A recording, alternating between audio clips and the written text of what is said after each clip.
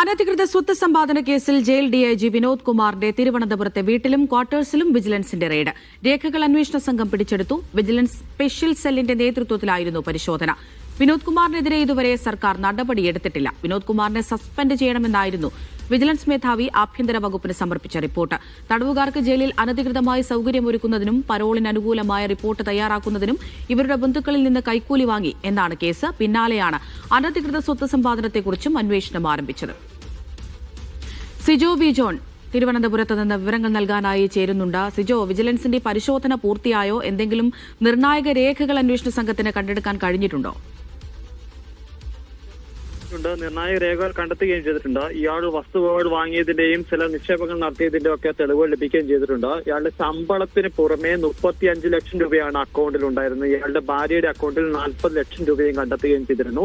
കൈക്കൂലി കേസിന് പിന്നാലെയാണ് ഇയാളുടെ അനധികൃത സ്വത്ത് സമ്പാദനത്തെക്കുറിച്ചും അന്വേഷണം ആരംഭിച്ചത്. ഇതുമായി ബന്ധപ്പെട്ട നിർണായക വിവരങ്ങളാണ് ഇപ്പോൾ വിജിലൻസിന് ലഭിക്കേണ്ടിയിരിക്കുന്നത്. ഇയാളെ സസ്പെൻഡ് ചെയ്യണം, സർവീസിൽ നിന്ന് മാറ്റി നിർത്തണം എന്നാവശ്യപ്പെട്ടുകൊണ്ടുള്ള റിപ്പോർട്ടാണ് വിജിലൻസ് മേധാവി സർക്കാരിന് സമർപ്പിച്ചിരുന്നത്. ഈ റിപ്പോർട്ട് സമർപ്പിച്ച് 4 ദിവസം പിന്നിട്ടിട്ടും ഇതുവരെയും പക്ഷേ യാതൊരു തരത്തിലുള്ള നടപടിയും ഉണ്ടായിട്ടില്ല.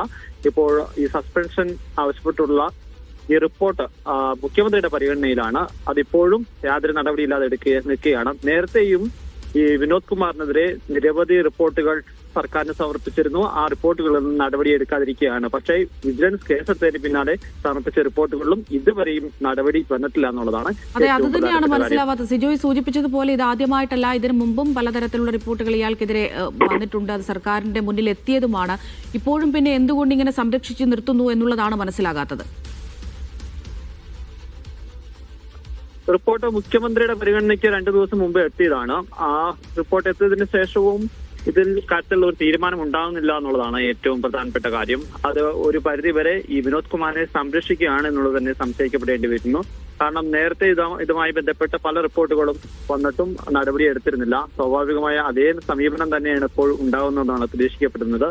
പക്ഷേ വിജിലൻസ് കേസെടുത്തിരിക്കുന്ന ഒരു സാഹചര്യമുണ്ട്. അതുകൊണ്ട് അത് മാത്രമല്ല, ഇയാളെ സർവീസിൽ നിലനിർത്തിക്കൊണ്ട് അന്വേഷണം നടത്തുന്നത് ശരിയായ നിലപാടല്ല എന്നുള്ള ഒരു കാര്യമാണ് വിജിലൻസ് മേധാവി തന്നെ സർക്കാരിനെ അറിയിച്ചിരിക്കുന്നത്. സ്വാഭാവികമായും ഇനിയെങ്കിലും ഇക്കാര്യത്തിൽ ഒരു നടപടി ഉണ്ടാകുമെന്ന് നമുക്ക് പ്രതീക്ഷിക്കാം. പക്ഷെ അത് എപ്പോഴത്തേക്ക് ഉണ്ടാവും, എങ്ങനെ ഉണ്ടാവും എന്നുള്ള കാര്യത്തിലാണ് സംശയം. എന്തായാലും ഇയാൾക്ക് ഒരു പരിധിയിൽ കൂടുതൽ സംരക്ഷണം സർക്കാരിന്റെ ഭാഗത്തുനിന്ന് ഉണ്ടാകുന്നുള്ള കാര്യത്തിൽ യാതൊരു സംശയമില്ല.